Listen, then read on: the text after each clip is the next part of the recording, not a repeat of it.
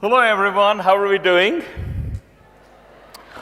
I was asked just before I came on stage to speak loudly because apparently the pickup of my mic needs some help. So if you can hear me at the back, just say yes as loudly as you can. Okay, you can't hear me.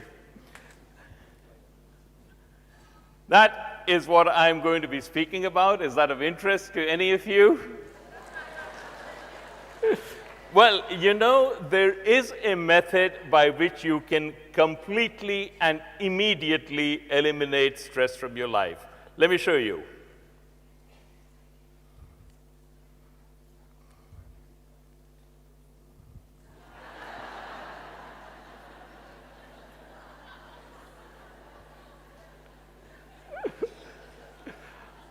I'm sorry, that was just too good an opportunity to pass up. It really works. There was some research done recently. It was done at Penn State University, and it was a study of teachers, and they found out that nearly half of all teachers report high stress. And not just high stress, but high daily stress. Don't have to tell you that when you have stress, it compromises your health, your sleep, your quality of life, your teaching performance. And it's not just you who's affected.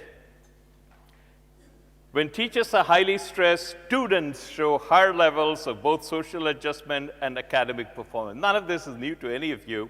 So my own private survey, how many of you here in the audience are feeling some level of stress right now in your profession? Please raise your hands if you do. Fair number of you, all right. Most teachers, in fact, most persons report that there is more stress in their life than ever before. Have you ever asked yourself why there is stress in your life? Well, I've asked thousands of people these questions in 5 continents, and obviously I got dozens of answers, but they can be broadly categorized into several distinct categories. So let me go through those for you. There are 8 major factors why persons report they are undergoing stress. Do you like that cartoon, you know, of the teacher meditating? That's one way to help ease stress. So these are the reasons that are generally reported for why people feel stress. The first is financial.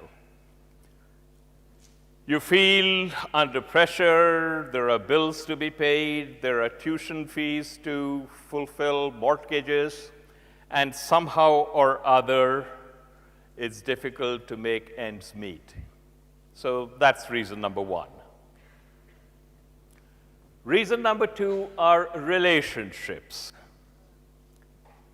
Generally with partner, but frequently with friends, colleagues, principals, in-laws, whatever. Relationships are not where you would like them to be. Children. Now, we all know children are bundles of joy. They are supposed to make you fulfilled. How many of your parents in here? A whole bunch of you. Do you notice that while children are indeed sources of joy, sometimes they can contribute to the stress in your life? And it begins right from the day you were born. Have you noticed that sometimes babies poop right after you change their diapers? And as they grow older, they have a habit of falling in love with the most unsuitable persons and dropping out rather than going to law school. They do stuff like that.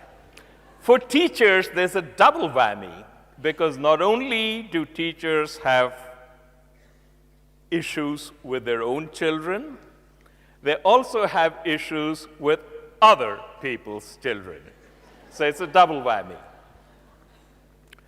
Career.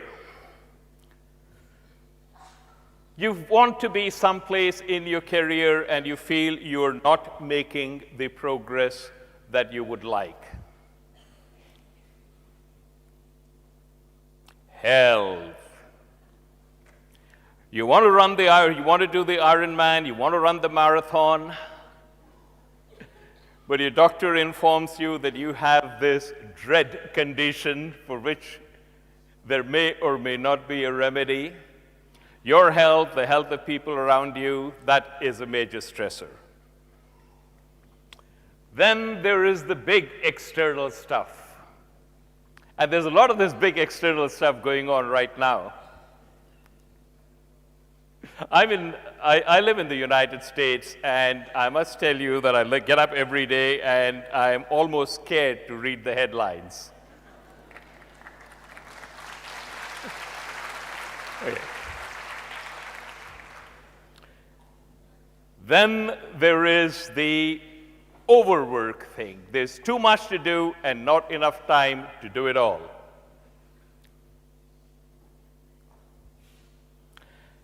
And last but not least is the general sense of dissatisfaction that you are not where you would like to be. You know, I even know persons who are stressed out because their meditation practice is not going as well as they would like it to be. So those, in my experience, are the categories that cause the most stress to persons. Have I covered all of that for you? Right? Actually, all of them are wrong. And if you think that you feel stressed because of one or more of these factors, I'd like to ask you to think again. Because there is only one reason that you feel stress. Let me repeat that. There is one and only one reason you feel stress.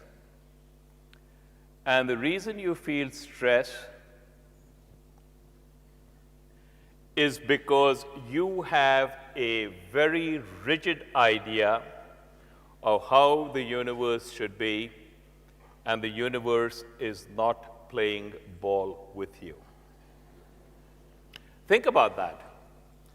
As long as you are in the human predicament, stuff will happen. There will be serious illness and death, there will be career reverses, there will be financial setbacks, there will be business problems.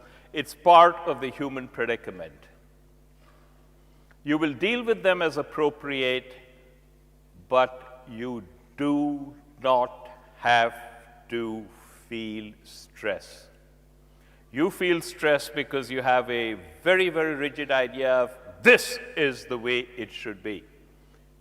And the universe, have any of you noticed the universe doesn't pay a lot of regard to how you would like things to be? Failure to accept that is what causes stress in your life. Now, you probably haven't thought about it this way, but I now invite you to think about it. Your entire life has been an unending quest to have control.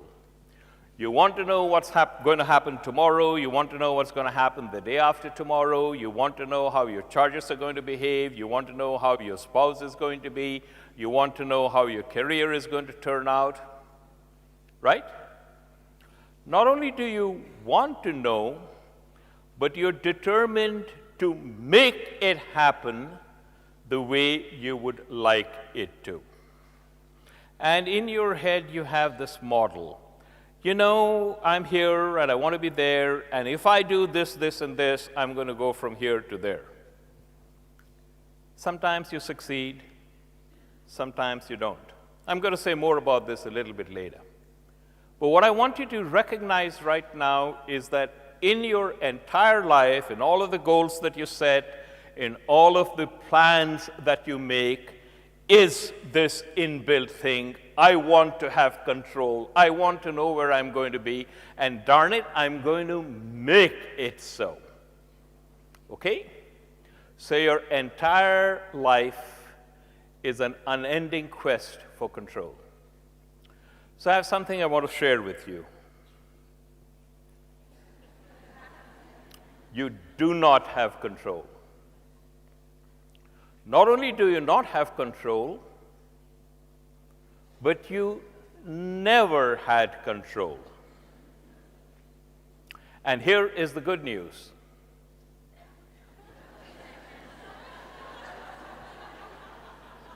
You never will have control.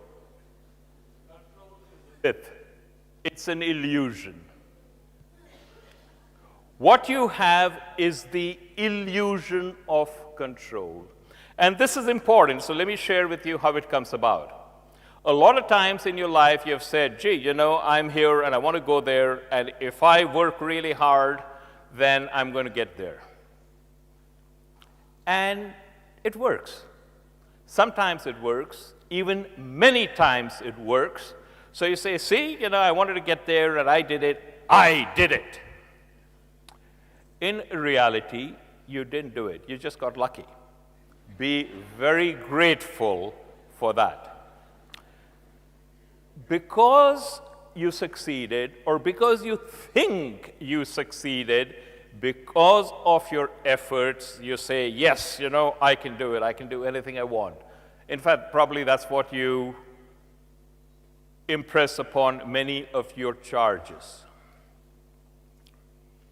In reality, you got lucky, but this thing that many times you did, quote, succeed, gives you the notion that you can do it again and again. And by the way, that's not a bad thing to have, but it is a bad thing to think that you do have control, because every once in a while you'll find you did it and it didn't work. And when you have the illusion of control and it breaks down, that's when you go to pieces. That's when the stress becomes unbearable. That's where you break down. So recognize that you should try, you should make every attempt you can to get to where you want, and I'll be talking more about this later. But don't kid yourself that you have control. That's extremely important. Let me tell you about a novel that I read recently, and it's a really, really neat novel, okay? So here's what happened. There was a king and a queen, and they were not particularly beloved by the population. The population was making demands that they were resisting, and one day they decided, okay, maybe we will accede to some of the demands. But the restive population didn't know that this is what they planned, and one day they were going to visit a distant part of the kingdom, and a rebel group decided that they were going to assassinate the king and the queen. And they really wanted to have control of the process, right? So they decided that they were going to send not one, not two, not three, but 6 separate assassins to make sure they really bumped off the king and the queen.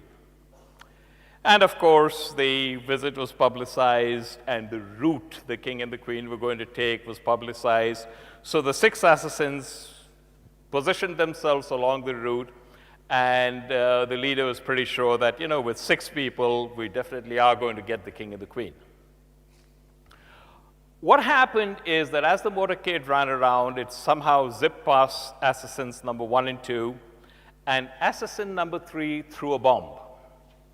And that bomb hit, the king and the queen were riding in an open car, and that bomb hit the folded down roof of the car, bumped into the road, and blew up the car behind, which carried the bodyguards of the king and queen.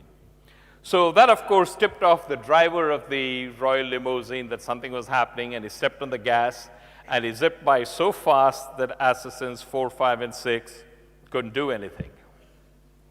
So the king and the queen went to the town hall, and they were really, really angry at the governor of the province, and they ticked him off. And the queen, who was somewhat of a control freak, decided that she was then going to control what happened from that point on. And she said, we're going to scrap the speech. and we're going to go right back to the capital because obviously this is unsafe. So they decided they were going back to the capital, and the only place they were going to stop by was at the military hospital so they could visit the persons who had been wounded. Some had died, but some were wounded, they were hospital. We'd visit the guards who were in hospital, and then we'd go right back. But unfortunately, the governor was quite shaken by the dressing down he had received, and he forgot to tell the driver that the route had been changed. So the driver went off merrily on the old route until the governor recognized that there was an error, and he said, hey, that's not where we're going to the military hospital. So he had to stop and reverse. And as he was stopping and reversing, assassin number 5, who happened to be in a coffee house, came out, and he saw the king and the queen just a dozen feet away, and he took out his revolver and shot at both of them. Now, I don't know how familiar you are with handguns, but if you've got a handgun and you're taking a pot shot at someone who's 20 feet away, it's very difficult for you to actually hit the person you're aiming at. He was only able to lose 2 shots, and one of them hit the king on the neck, and the other caught the queen in the stomach, and both of them died within minutes. And then, of course, he was apprehended. Now, isn't that a wonderful novel? Shows all of these people who had or wanted to have control, and it didn't work. Well, that was no novel. The king was Archduke Ferdinand, the queen was Sophie, the 5th assassin was Gavrilo Princip, and that, of course, gave us, I repeat, you do not have control, you never had control, you never will have control. That's true in world affairs. We're seeing that very clearly now, and it's true in your personal life. So when you don't have control, how can you live the life that I pointed out to you? And let me tell you, by the way, the vision that I have for each one of you. The vision I have for you is that you get up in the morning and your blood is singing at the thought of being who you are and doing what you do. That as you go through the day, you come radiantly alive. That you could go to your knees in involuntary gratitude at the tremendous good fortune that's been bestowed on you. What I'm talking about is not a pipe dream, it is achievable. Not only is it is achievable by you. And I'm going to share with you how you can begin the process of getting there. So there are a number of building blocks in that, so let me share them with you. The first one is something called mental chatter. Now, mental chatter is an internal monologue that you have going on in your head all the time. It begins when you get up in the morning, is with you right through the day, is with you right now when you should be listening to my chatter instead of your chatter. But already in the 15 or so minutes I've been speaking, how many of you have gone elsewhere? What am I going to do for dinner? Right? I rest my case. Mental chatter has always been with you. It's like an unwelcome relative who's shown up and you can't throw him out. So what do? You live your life in spite of your mental chatter. You try to ignore it. You try to suppress it. You work around it. And you live your life. You ignore your mental chatter, and that's a huge, huge, huge mistake. And the reason it's a huge mistake is, though you do not recognize it, you construct your life with your mental chatter. You think you live in a real world. You don't. You live in a construct. And you made that construct with your mental chatter and your mental models, which is a concept I'm going to come to in just a couple of minutes. It's as if you're all living in the Matrix. Did any of you see the Matrix, the original Matrix? Whole bunch of you did. Well, you're all living in the Matrix. The only difference is this is not a matrix constructed by an alien civilization out to enslave you. It is something that you constructed yourself using your mental chatter and your mental models. A mental model is a notion that you have that this is the way the world works. And you have dozens of models, possibly hundreds of models. You got a model for how do I keep my Mike's off someplace, right? Mike back? All right, yes. You got a model for how do I find a job, how do I get ahead in my job, how do I become a more effective teacher, how do I find a person to marry, how do I improve marriage. You've got dozens of models, possibly hundreds of models. Mike's gone off again, right? Come back? You've got dozens of models, possibly hundreds of models. Some of these models may be in conflict with each other, and you may or may not be aware of the conflicts. There's no problem with having mental models. Mental models are wonderful devices. They help you make sense of unstructured situations. They save you time.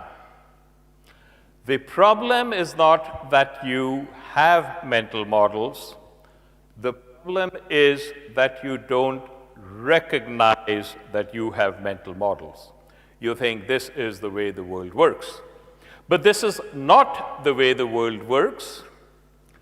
This is your model of this is the way the world works. And the more you believe in your model, the more evidence you seem to get that this, in fact, is the way the world works. And very soon you build a silo around yourself that's so thick you can't break out. Now, all of this seems abstract, so let me show you how this plays out in practice. So I'm going to give you an example, and what I would like you to do as you listen to me is don't just listen to me, put yourself in the situation that I am describing. Now, here's the deal. You're going to an important meeting. Got it? You're going to an important meeting and you're running late. And you are driving. All right? You're going to an important meeting, you're running late, you're driving, and you are stuck in a traffic jam. Do you have traffic jams in Prague? Well, imagine that you're in California. Okay? So, you're going to an important meeting, you're running late, you're stuck in a traffic jam, and not just a run-of-the-mill traffic jam, but the mother of all traffic jams. It's a really, really, really hot day. Let's assume that the thermometer is stuck at 40 degrees, and those of you who come from America, that's about 105 degrees. And the air conditioning in your car has courteously broken down. Okay, now really put yourself in that situation. You're going to an important meeting, you're running late, you're stuck in a massive traffic jam, it's really hot, you have no air conditioning, and suddenly a car comes in front of you and almost causes an accident. And then he cuts in front of another car in front of you and almost causes a second accident. What are your feelings towards the driver of that car? Would it be fair to say that loving kindness is not it? It would be fair to say that loving kindness is not it. So maybe a good thing that you do not have a firearm in the car, right? You're really, really, really pissed off at the driver of that car. So let me now share some information about the driver of that car. He has just received some bad news. His son was involved in a very serious accident and has to be operated on immediately. And he is desperately trying to get to the hospital, and he has no knowledge of whether or not he will ever see his son alive again. Got that? Now, what happens when I share that information with you? Can you feel your rage, your anger dissipate, leaving you with compassion for a fellow human being in an unfortunate situation? Yes? Okay, so you can feel your anger dissipate. Now, here's the thing. You don't really know whether the guy who cut you off was an inconsiderate jerk or a distraught father, correct? But now that I have shared this information with you, here's what you're going to do.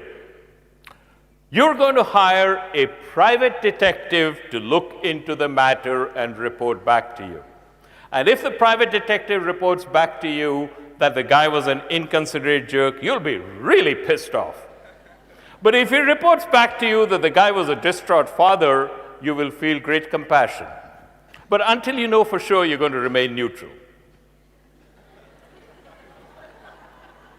I notice a number of you are laughing. I take that to signify that no, you're not going to hire a private detective to look into the matter, right?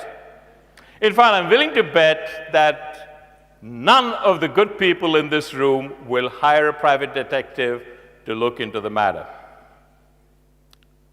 But if you don't hire a private detective to look into the matter and report back to you, you're never going to know whether or not the guy who cut you off was an inconsiderate jerk or a distraught father, right?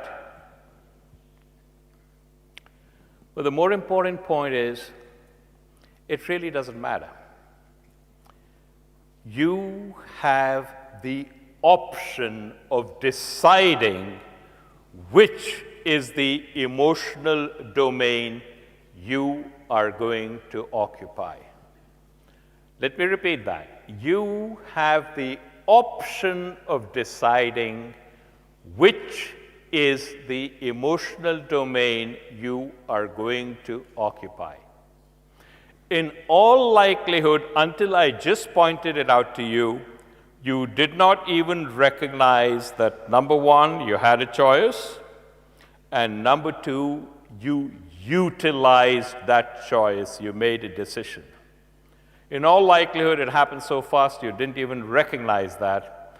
But now that I'm explicitly drawing it to your attention, do you recognize that you had a choice and you made the choice? This is important for the following reason. You face such a juncture in your life dozens of times every day. Let me repeat that. You face such a junction in your life dozens of times every day. And in the vast majority of these instances, you choose to occupy a space where you're angry, depressed, dejected, rejected, and you do not even recognize that you had a choice and you exercise the choice. And the reason you do that is because of the mental chatter you entertain and the mental models that you hold. That's how important mental chatter and mental models are. Now, every one of us at some juncture, and the two most important turning points are your birthday and New Year's Day, go something like this. From now on, things are going to be different. I'm going to stop smoking, eat healthy, quit procrastinating. And if you've done that, how long does it last? You know, there's a reason that exercise clubs sign up many, many times more members than they can handle in December. They know that in January there will be plenty of room on the treadmill sign-up sheets. Because most of us try to bring about profound behavioral change by an effort of will. Darn it, I am going to stop smoking. I am going to pass on dessert. Every time you try to bring about behavioral change by an act of will, you're doing violence to yourself. Odds are pretty good you won't succeed, but even if you exercise a lot of will and you do succeed, there will probably be byproducts that you're not very happy about. For example, you stop smoking cold turkey, you eat too much, you put on weight. There is a better way. And this is a better way that I've been teaching in my programs for dozens of years. It absolutely works. And the better way is the following. Don't try to bring about behavioral change by an effort of will, but instead examine your mental models. And as you make changes in your mental models, you see the world differently. You become a different person. Hello? Mic back? Yeah. And as you become a different person, your behavior change happens automatically as a byproduct. It is a much better, a far superior method. And I'm going to share that with you, or many of the components of that with you today. First, there is something called a mental screensaver. And this is something that I advocate for all of you. Think about some time in your life when things were going swimmingly well. You were on top of the world, you were excited, you had a sense of purpose, your work was going smoothly. Think about in great detail, recreate it in your mind. Where were you? What was happening? Who else was involved? How did you feel? Impress it upon your memory. Make it a movie. And every time you have a break in your life, and we all have breaks in our life. Like let's say you're driving and you hit a red light, you've got maybe 15, 20 seconds.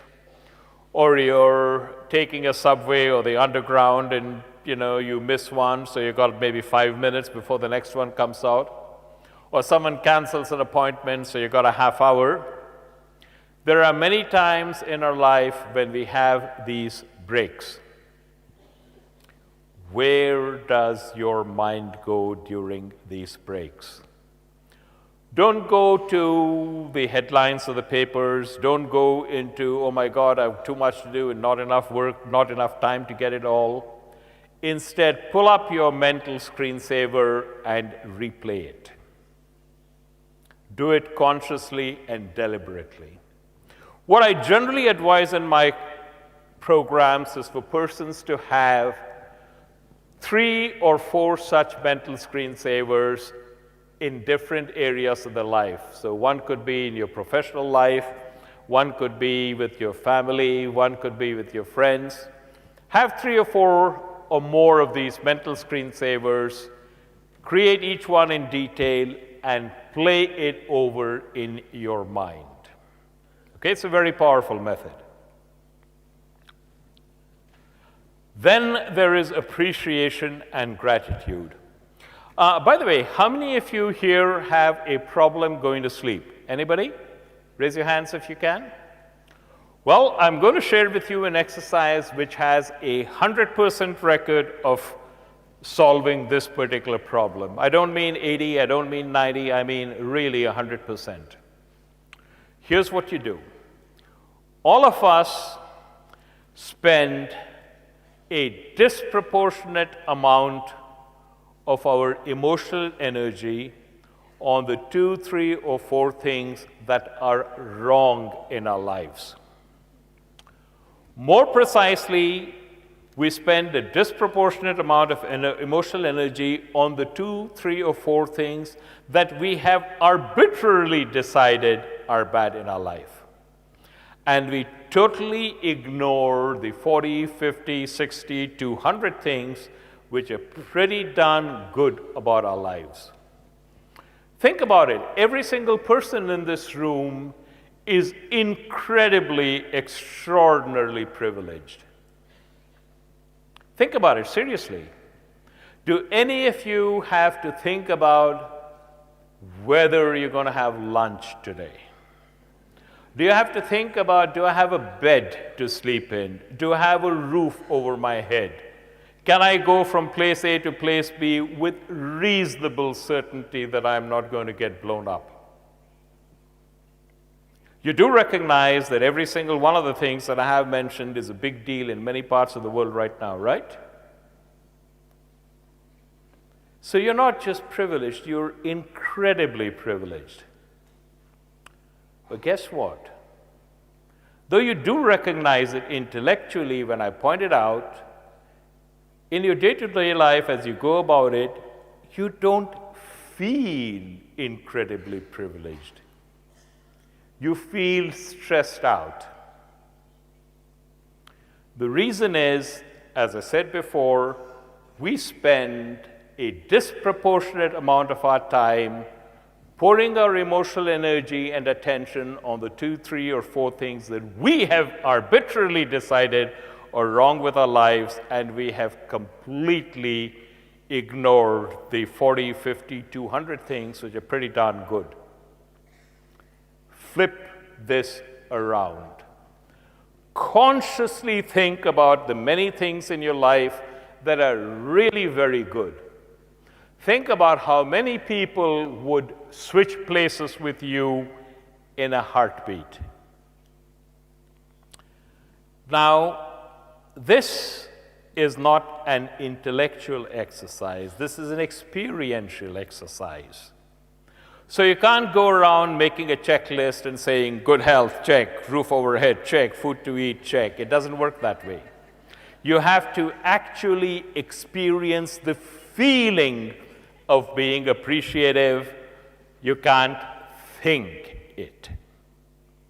Okay? And if you are a left-brain type A individual, and I'll wager that this room is full of left-brain type A individual, it'll take some time before you can get from thinking to feeling. But persist until you do. So here's what you need to do. 5 minutes before you go to bed, actually start doing things which will bring about this feeling of appreciation and gratitude. The biggest challenge people had is, Professor Rao, I started doing this exercise and I could never finish it because I fell asleep. If that happens, sit up in bed or stand up until you do it, and then lie down. When you get up in the morning, don't go immediately to the space of, there's too much to do and I don't have enough time to do it all. Go back to this feeling of appreciation and gratitude. And many times during the day, consciously sit down and let appreciation and gratitude well up. As with all things, the more you practice it, the better you'll get at it, and the more you'll benefit. But if you do it last thing at night and again first thing in the morning, one problem that will be solved is you can't go to sleep. All right? Be other-centered. Have all of you heard about Galileo? He got into a spot of trouble a few centuries ago. Anybody remember why he got into a spot of trouble? He got into a spot of trouble because he hypothesized that perhaps the sun does not move around the earth. Perhaps the earth moves around the sun. Well, every single one of you is convinced that Galileo got it wrong. The earth does not move around the sun. It revolves around you personally, and you're all convinced about it. Now, you are laughing, but I'm being entirely serious, and I invite you to think along with me. Is it or is it not true that no matter what happens, you quickly bring it down to what's the impact on me? Think about that. No matter what happens, you have a habit of thinking, what's the impact on me? Your spouse gets a great job offer. Your reaction, how's this going to affect our relationship? Your daughter drops out of high school to begin an in-depth exploration of controlled substances. Say, gee, what will they say about my parenting? Dr. Rao had a heart attack. This program is canceled. Gee, I can catch up on my email. No matter what happens, we have a habit of bringing it down to what's the impact on me? We live in a me-centered universe. Now, here's what I want to share with you about living in a me-centered universe. If that is where you spend the vast majority of your time, if that is where you preponderantly live, then you are going to live by and large a mediocre existence punctuated with flashes of pleasure. That's just the way it works. The only way you're going to be able to burst out of that into the vision laid out of you is to discover a cause which is bigger than you are and which brings a greater good to a greater community. And you have tremendous flexibility in defining both the greater good and the greater community. But it's only if you can do that that you will be able to live a life such as I laid out for you before. Ancient England, there was a great cathedral being built, and the architect was going to the scene of the construction, and he came across three people who were doing exactly the same thing. There was a big block of stone, and they put a smaller block of stone on top of the big block of stone and beating it with a hammer till it broke. And he asked the first person, "What are you doing?" And the person said, "Can't you see I'm breaking rocks?" "Well, why are you doing it?" "I'm doing it because I get paid a hip and half a day." And the second person said, "I'm helping build the wall behind me." And the third person said, "I'm helping build a great cathedral, and when it is done, people are going to come from all over the world, and they will be inspired, and I will have had a small role in this." And the third person was the only one who recognized the architect, and he said, "Truth be told, I don't like doing this. It is back-breaking work, and I can get better wages for less effort, and I'm only doing that because I want to learn. Will you teach me to build a cathedral?"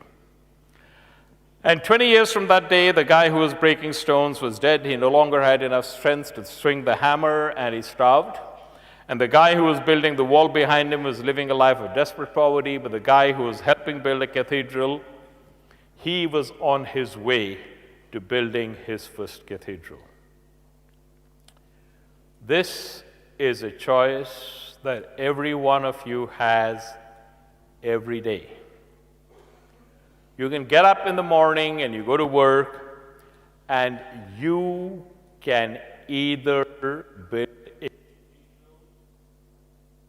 or you can break rocks. I cannot define for you the cathedral that you will build. You are the only person who can do that.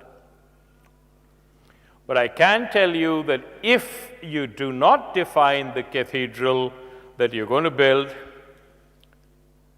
then you're breaking rocks, and you will live essentially a mediocre, meaningless existence. And this works for anyone. I remember I was conducting a conference for the senior executives of a Fortune 25 company.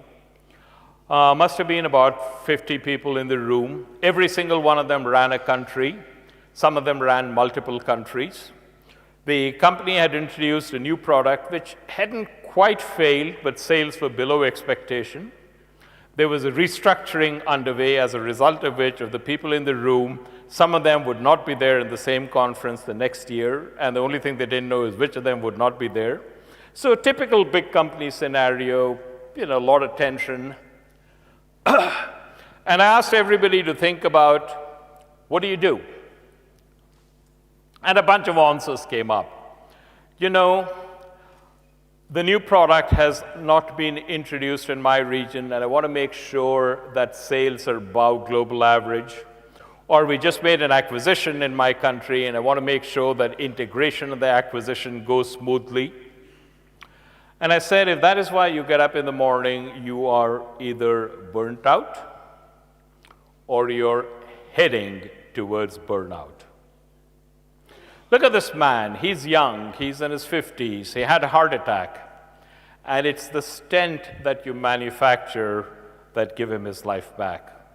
Here's this beautiful young girl, went through the windshield in an automobile accident, and it is the sutures that you manufacture that gave her her looks back. Go meet the man in the hospital. Go talk to the girl and meet her family. See how important they are in the ecology of the small social circle. That is why you get up in the morning. And if that is why you get up in the morning, then all of the problems you're facing are minor bumps in the road. But if that's not why you get up in the morning, any one of them can be a major derailment. And what I was surprised about is how many of them came up afterwards to say, Dr. Rao, we really needed to hear that. It's so important and so easy to forget. So once again, as you're going through your life, remember, only you can define what is the cathedral you're building, but it is hugely important that you define it and then you continue to build it, because if you are breaking rocks, you're going to live a mediocre, meaningless existence. Now, this is a very powerful tool that I'm going to share with you. There is something that you do, and you do it multiple times every day, and it is hugely deleterious to your well-being and existence, but you do it anyway. Now, what is this thing that you do multiple times every day that you don't know is having a negative effect upon your life? It is a habit we all have of sticking a label on whatever happens to us. And the two labels that I'm particularly interested in are the good thing, bad thing label. Now think about that. No matter what happens to you, in your head, you immediately classify it as either good or bad. Nothing is neutral. It's either slightly good or slightly bad. And most of us tend to use the bad thing label 3 to 10 times as often as a good thing label. Your spouse calls up and tells you that your in-laws are coming for dinner. This is bad.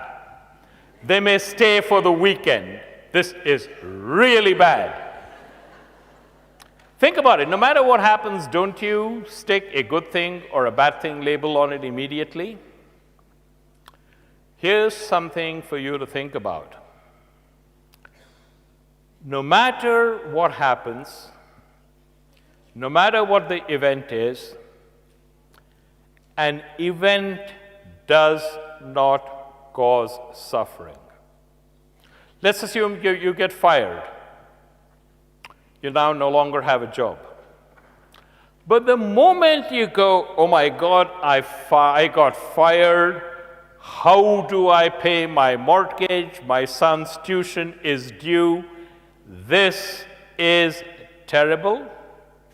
And the moment you say this is terrible, at that instant, suffering begins.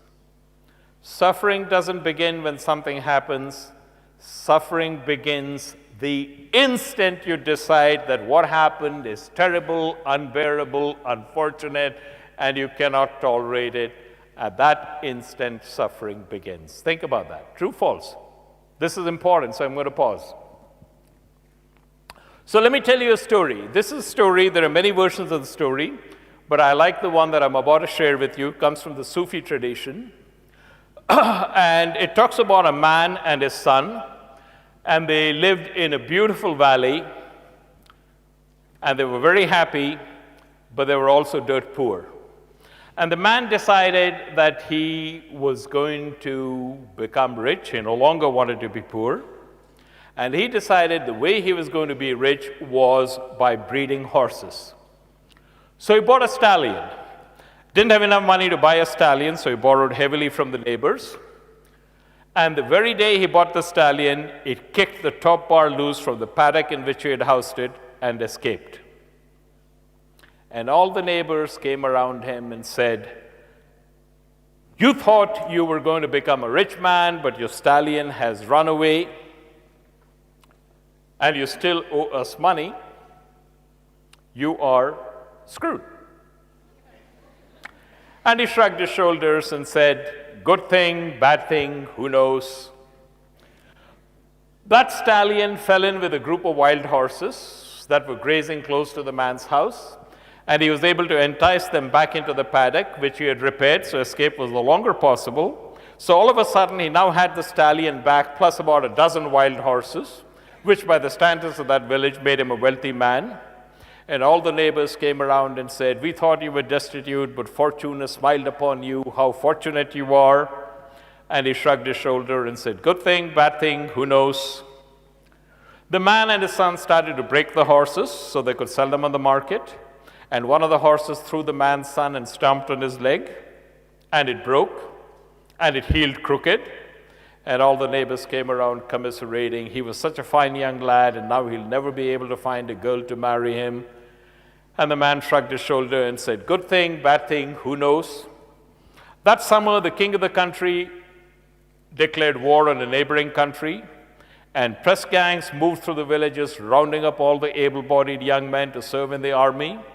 But this man's son was spared because he had a crooked leg. And the neighbors had tears in their eyes as they came around and said, "We don't know if we will ever see our sons again, but you still have your son. How fortunate you are." And he shrugged his shoulders and said, "Good thing, bad thing, who knows?" And it goes on like that forever. And I invite you to think about something. Has anything ever happened in your life that at the time it happened, you thought, "This is terrible"? But looking back upon it now with the perspective of time and maybe greater wisdom, you can say, "Hey, that was actually a good thing"? Yes? I see a number of heads nodding.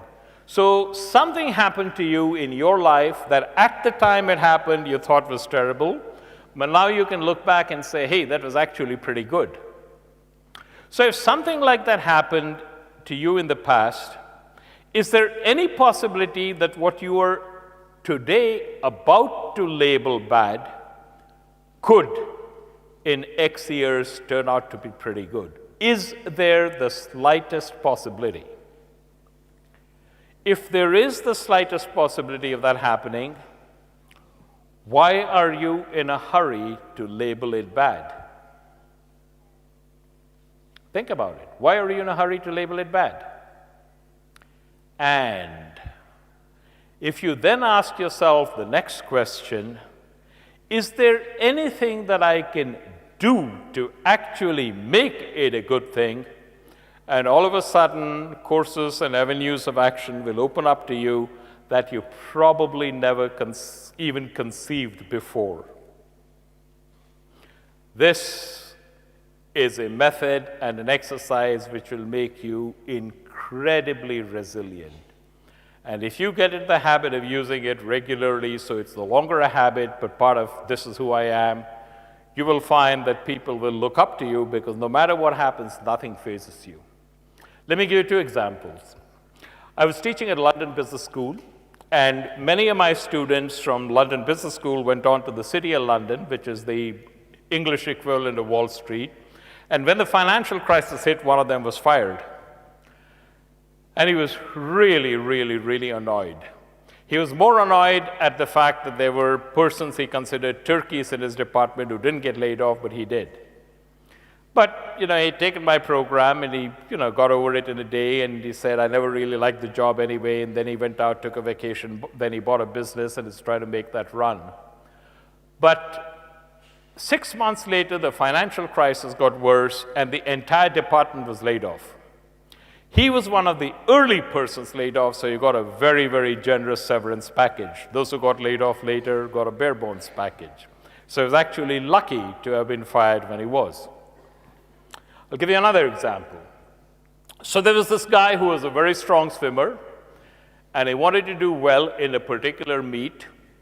And a few months before the meet, he slipped on a patch of ice and broke his wrist.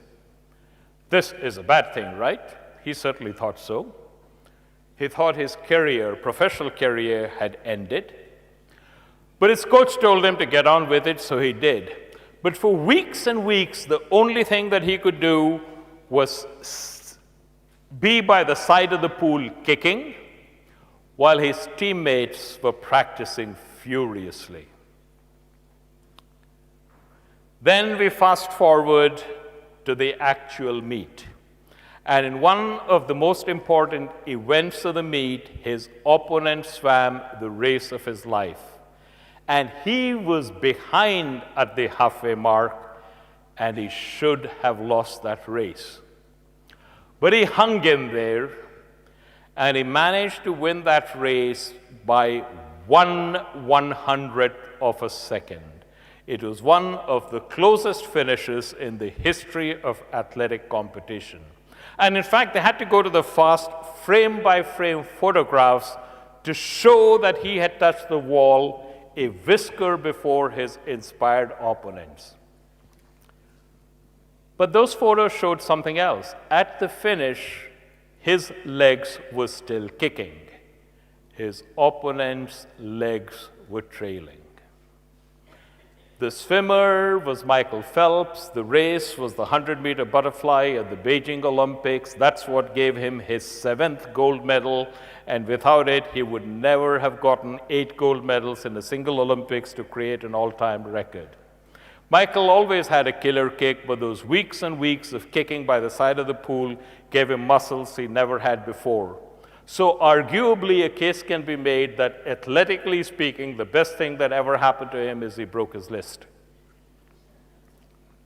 So once again, something happened to you, you're about to label it bad, think, is there any possible way by which this could actually turn out to be a good thing? And then, is there anything I can do to make it so? And you'll be surprised at how many times you'll be able to skate off what would otherwise have led to dejection or depression. This is another very powerful exercise. Remember I talked to you earlier about mental chatter? A great deal of the time when you suffer not because of what you're doing, but because of your mental chatter. How many of you are stuck in a job you don't particularly like? How many of you have a boss you find toxic? In every case, you have in the back of your mind something going on. This is terrible. Why is this happening to me? I don't want to do this. I deserve better. Think about that. It's just a thought in your head. And if you can get to the point where you observe it and recognize that it is a thought in your head, and pour all of your attention into what it is you have to do, as opposed to thinking about how much you don't want to do it, you'll find that it becomes bearable and sometimes even enjoyable. I mentioned this in passing before, but I'm going to describe it in greater detail now.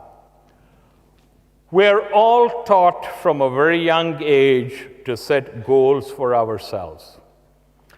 Teachers, in particular, encourage their students to set goals. You were told to set goals by parents, teachers, coaches, colleagues, companies. All of the companies that I work with encourage goal setting for their executives. In fact, many of the companies no longer set goals, they set stretch goals. Now, I invite you to think about your life. In your life, many times you have set goals for yourself. Some of the times you have succeeded in meeting them. Some of the time you haven't. Correct? So what happens is we go through life, we set goals for ourselves. Sometimes we succeed, sometimes we don't. And we live our lives according to, I set a goal for myself, I succeeded, life's a blast. Or I set a goal, I did not reach it, I failed. Life sucks. You set yourself up so you go on a sinusoidal curve, oscillating between elation and despair, and we tend to spend more time at the despair end of the spectrum. It's a lousy way to live life. I'm going to suggest something different. Goals are very important, but they're very important because they give you direction. Once the direction has been set, forget about the goals. Don't give it a thought. Instead, pour all of your emotional energy into what are the actions that I can take that will help me get to my goal. Remember, actions are more under your control than the outcome. We talked earlier about control. The outcome is beyond your control. The assassins wanted to get Prince Ferdinand before in the motorcade, and they didn't succeed. Ferdinand, Queen Sophie wanted to get back to the capital because Sarajevo was too dangerous, and she did not succeed. Brexit happened. Trump became president. Outcomes are beyond your control. What is under your control, at least to some extent, are what are the activities that you undertake. So put all of your emotional energy into the activity and not on the goal. And when you do that, two things happen. Number one, you actually start enjoying the journey. Most of the time, we're so focused on the destination that we forget the journey is the only thing we have. The destination is a mirage. You get there and then you're off somewhere else. You know, people dream of climbing Mount Everest. Do you know how much time you spend? Mic gone again? Yeah. Do you know how much time you spend on top of Mount Everest? A few minutes. You know, you get up there, your buddy takes a picture, your buddy gets up there, you take a picture, and then you're on your way down and you hope you don't get killed. So if you're going to climb Mount Everest, you better enjoy the weeks and weeks of acclimatization, of getting to base 1, base 2, right? It's exactly the same one. Same way in life. By all means, set a goal, but recognize the importance of the goal is that it sets direction. And once the direction has been set, disengage from the goal, put all your emotional energy into what are the activities that you have to undertake, and give that your best. And paradoxically, the more you're disengaged from the goal, the higher the probability that you will actually achieve it. It's paradoxical but true. How many of you have ever taken a course in negotiation? Anybody? If ever you've taken a course in negotiation, you will recognize that you're never in a stronger position than when you're genuinely prepared to walk away. Think about that. Correct? Works the same way in life. So yes, goals are important. By all means, set goals. But having set a goal, do not obsess about it. Instead, pour all of your emotional energy into what are the activities that I have to undertake to reach my goal. And you'll find that you not only enjoy the journey, but the probability of you reaching the goal goes up exponentially. This one needs no explanation. Laugh. My recommendation is everyone here should read at least one book by P.J. Wodehouse a month. If any of you are not familiar with P.J. Wodehouse, he's an English humorist and rib-ticklingly funny. Now, this is another powerful technique I'm going to share with you. Comes from Shakespeare. And this one comes in particular from Julius Caesar. So if you're familiar with Julius Caesar, what happened is Brutus and the conspirators decided they were going to assassinate Julius Caesar because they wanted to run Rome. And they thought that if they did, then they could collectively rule Rome. But the assassins did not recognize, remember, nothing is under your control, and they did not foresee two things happening. Number one, Mark Antony got up and gave his famous "Friends, Romans, countrymen" speech, and that turned the population against the assassins.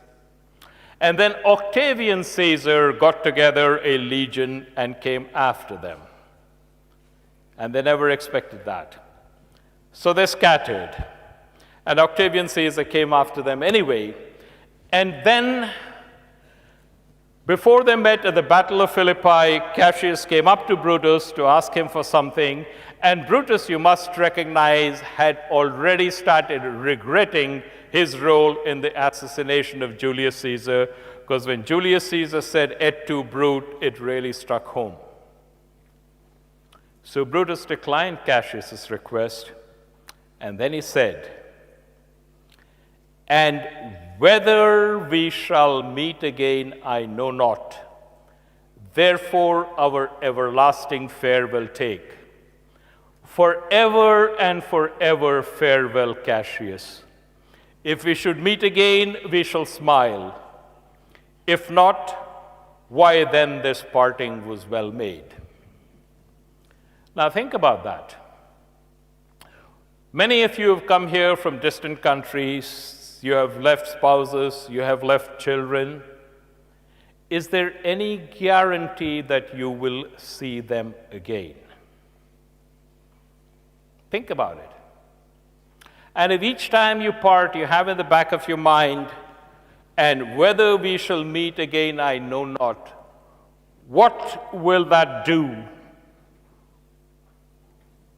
to your presence at that time? What happens with all of the petty irritations that you carry around with you?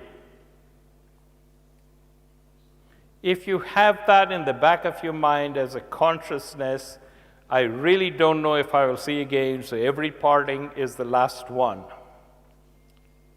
It completely transforms your life. Now, understand it is extraordinarily difficult, maybe even impossible, to maintain that level of consciousness all of the time. So don't try. But it is possible to maintain it some of the time. So consciously pick, for the next hour, whoever I meet, I'm going to do it with that consciousness.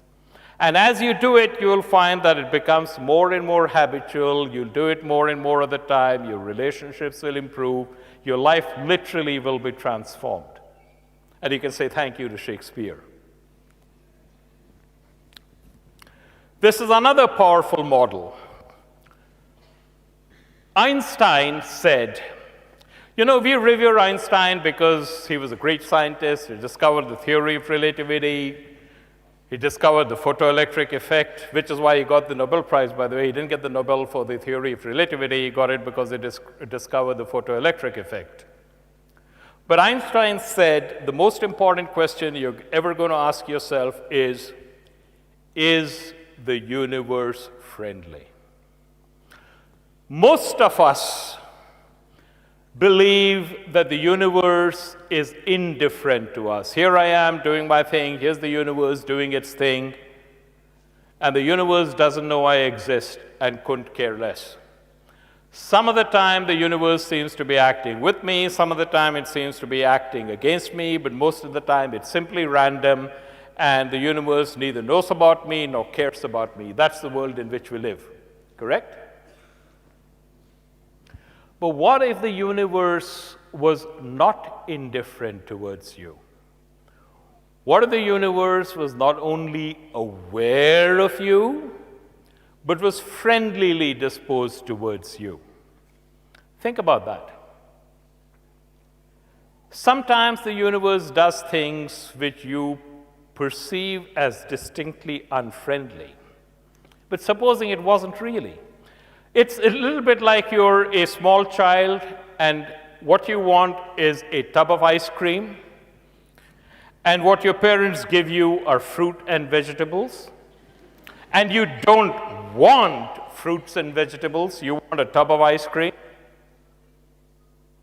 The universe gives you a fruit and vegetables, you're not happy about it, but it's only much later when you have a different level of consciousness that you can say, thank God my parents gave me fruit and vegetables, right? What if the universe was like that? Yes, it gives you stuff that you don't necessarily want, but what if that was exactly what you needed? What if? Can I prove the universe is benevolent? Of course not. But can you prove the universe is not benevolent? Of course not. So regardless of whether or not the universe is benevolent, if you believed the universe was benevolent, your life would improve significantly. And there is a simple method for deciding.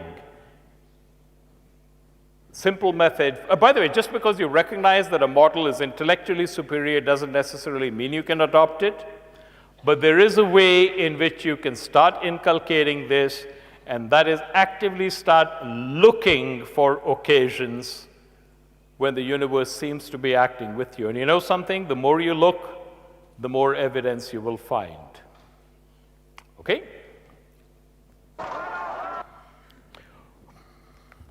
All right. Now I am going to play a short video clip, and let me give you a little example, a little history behind that. This comes from the film Gandhi. And Gandhi had an incredible ability to do something, and what it is that he did, I'm going to tell you later. But this has to do with the colonial struggle in India.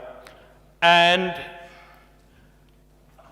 one of the things that he did is the British decided basically that salt would be taxed, and Indians would no longer be allowed to make salt as they did before, but salt would be a royal monopoly and you'd have to pay tax on it. And of course, in a tropical country, that's a big deal because salt is not just a flavor, it's also a preservative in a hot tropical country. So Gandhi decided that he was going to not stand for this, so he led a protest march. And, this was a Dundee Salt March, and they went and made salt. Basically there was a salt protest. And then he was going to march on a factory which manufactured salt. And what you're going to see is what happened at that time. So I want you to watch it. It's a somewhat powerful clip. So I want you to watch it, and then I'll tell you how it relates to what we're talking about. So, what kind of leadership qualities should exist in an individual that he can persuade large numbers of people to behave in the manner that you just did?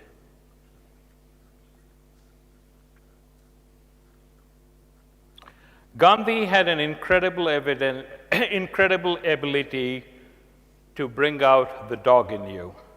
Let me explain what I mean. This comes from the Native American tradition, and it talked about a young brave who was about to grow up and take his place among the elders of the tribe. And as a final rite of passage, he had to have a meeting with the medicine man. And the medicine man told him, here is this dog, kind, loving, intelligent, faithful, and here is this wolf, malevolent, vicious, ready to strike at and kill anything. And the dog and the wolf are fighting. And the dog and the wolf are both inside you. And the young brave asked, which one is going to win? Said, whichever one you feed. Now think about that. Inside each one of us are altruistic, let's help our fellow man and make the world a better place impulses. And inside each of us there are let me get everything I can for myself and the devil take the hindmost impulses. And they're always at war with each other. Don't make the mistake of thinking you're only going to feed the dog and starve the wolf. It ain't going to happen. The best that you can hope for is going to feed the dog a little bit more than you feed the wolf. But as you feed the dog more, it becomes stronger. And it is your responsibility not only to feed the dog in yourself, but also to identify and feed the dog in others. And when you do that, one day the dog in you is going to become friends with the dog in the other person, and then magic happens. That really was Gandhi's genius. irrespective of what you may think about his political activities, he had an incredible ability to bring out the best in large numbers of people. Contrast that to the politicians you have in the world today. But let's leave the field of national events, which is beyond the purview of my talk, and think about your life. Every day, in every interaction, you always have a choice. Am I feeding the dog or am I feeding the wolf? And if you're conscious of that and you consciously feed the dog in yourself, and you consciously try to identify and feed the dog in whoever you're interacting with, you'll find that both your lives are transformed.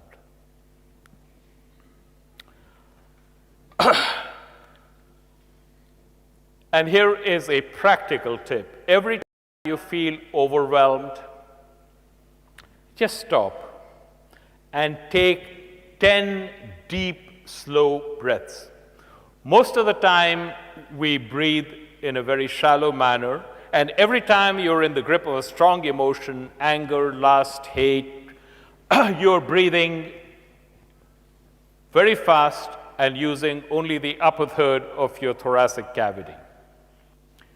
Pause, take 10 deep, slow breaths. Breathe all the way into your abdomen, feel it expand, feel it contract as you breathe out. Take 10 deep, slow breaths, and you'll be surprised at how quickly you get centered. And when you're taking 10 deep, slow breaths, put your attention on your breath, follow it in, follow it out. Simple technique. And with that, I am done. Thank you very much for being a wonderful audience.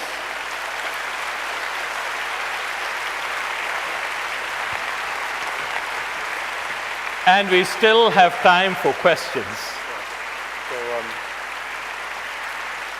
me just say one thing to the Sure. audience, okay? Absolutely.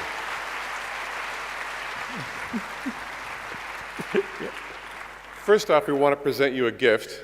Oh, okay. Thank you for taking your time to be with us today. And I Oh. also, go ahead, girls. This is give wonderful. it to the man, yeah. Thank you. Oh, come on. Come on, come on, come on, come on, come on. This is lovely, huh?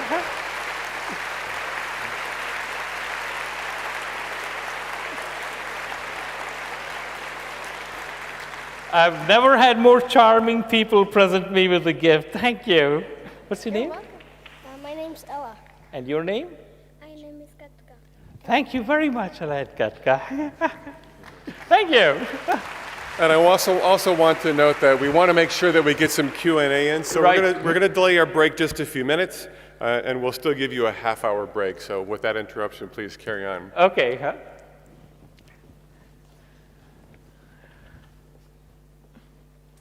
Questions? Hello, Doctor. Yep. I have a question. Yes. Where are you? Huh? I'm going to stand. Okay. So, the good thing, bad thing, who knows? We don't want to assign meaning to the bad things. We want to stay in the who knows, I guess. Is there any risk in assigning the good thing label? I knew you would ask me a difficult question. Okay.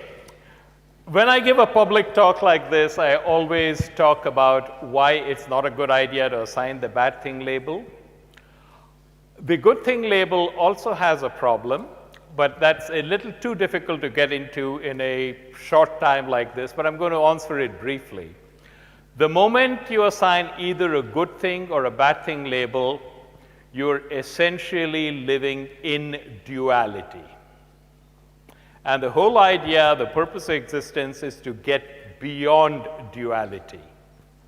So while immediately for most of us and most of the situations we say the problem is with putting the bad thing label, if you want to live a life of spiritual growth, It's a good thing to get beyond all labels. So don't use the good thing label either. It is what it is. Okay? Does it make sense? Perfectly. And Okay. it sounds like I need to enroll in your course to get the full details. Oh, it would be wonderful. And by the way, if any of you are interested, oh, I lost my thing. Let me put that screen back again if I can. Send me an email and I'll be happy to send you the syllabus for my course. And regardless of whether you take it or not, you'll find the syllabus very instructive. Oops. Can we put my address back on the thing, please? It'll come back somehow, huh? The last one. I don't like looking at the back of my head. It's too what?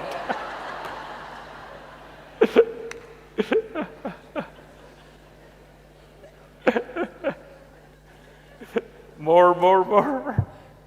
Right at the end, yeah, keep going.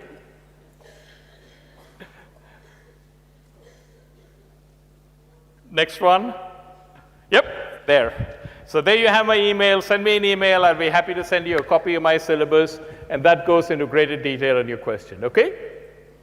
All right, anybody else? No other questions? Oh, one over there.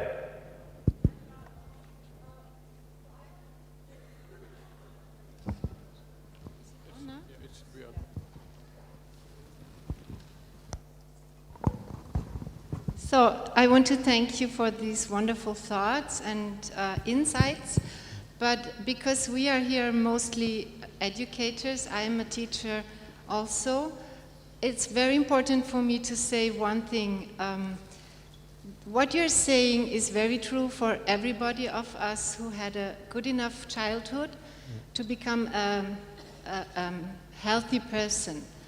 But we work also with children who have a very different childhood. Maybe some of our children have mothers who are, have a psychotic disorder, or fathers or stepfathers who abuse them regularly, or they grow up in a very, very poor environment.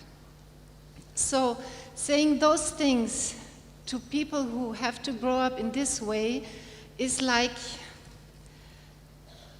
very unfair, because if you had to grow up and you could not really build up a structure to be a healthy human being, it's not possible to use your mind only, because there are many memories in your body that come up and continue to come up regularly. Also for traumatized people, this is true.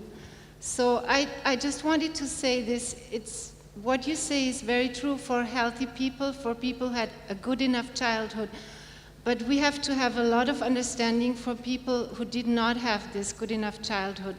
And we cannot judge, okay, you are not using your mind enough to control your thoughts and whatever. That's just what I wanted to add.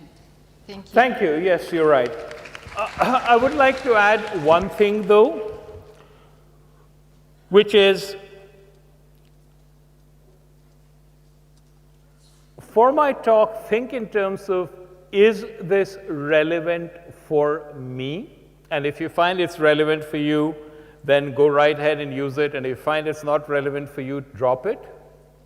But if you're dealing with persons who are in the kind of situation that they did, that you described, there is one thing which is highly useful, and anybody can understand and benefit from this, and that is to recognize that a lot of what is going on in your head is just mental chatter.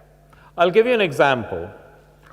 I had some teachers from a program in New York. It's a prestige program, and basically dealt with children who came from depressed neighborhoods, and many of them were into gangs, drugs, violence. And the teachers who came to my program came because the director was known about what I do and was a big fan. And he said, look, I want the teachers to understand so they can take it back to the classroom. So just imagine what would happen if you're in a gang situation, someone is angry, and he's about to reach for his gun or a knife, and he pauses just for a second to think, hey, I'm not really angry, it's just a thought that's going through my head. And if he could pause for just a second before his natural reaction, think of what a change it would make in his situation as well as society. So these concepts are universally applicable. Not everybody might be in a position to implement all of that, but some of the more important ones, and particularly the one on mental chatter, everybody can understand, and the applications are huge. Okay, so just bear that in mind. Any other questions? One other? Hi. So there are many parts of your talk that really resonated with me.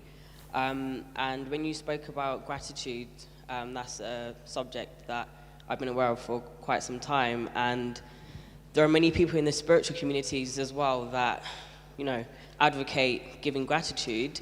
And I think in a certain context, it can be very useful. But I think in other contexts, it can be a hindrance because it can actually lead to endurism, which can cause inaction where action should be taken. So my question is, how does one stay aware of when you're using gratitude to stay in a situation that no longer serves you, as opposed to enjoying the situations that do? Not sure. Would you repeat your question, please? My question is,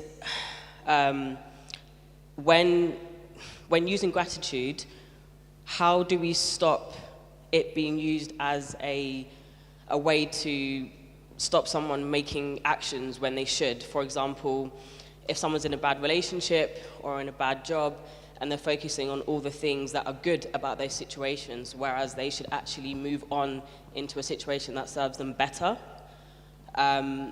where should you draw the line? When should you ensure that you're aware of why you're giving gratitude? Actually, what you're asking is the tip of a broader question. And the tip of the broader question is, how do we stop ourselves from being complacent if we accept anything that happens? If this happened, I'm going to be grateful for that, and therefore not only not reach our potential, but stop well short. And the short answer to that is, every single one of us has a vision of the world. This is the way the world should be.